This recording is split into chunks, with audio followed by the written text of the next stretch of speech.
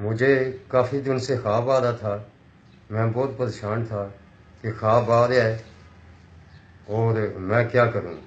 اس کے اندر قائد اعظم علامہ اقبال نے بہت جذب اور جلال سے مجھے کہا کہ تم کیوں نہیں عمل کرتے، ہماری بات سنو اور ٹی وی اسٹیشن پہ یا مطلب میڈیا کے پاس خبر پہنچاؤ اور اخبار پہ خبر لگا دو۔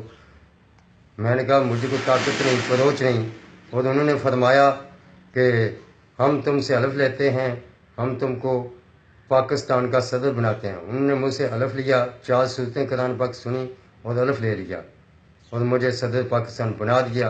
انہوں نے کہا کہ تم نے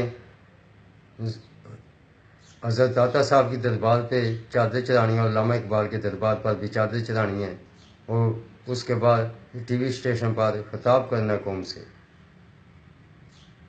اچھا، خدا حافظ۔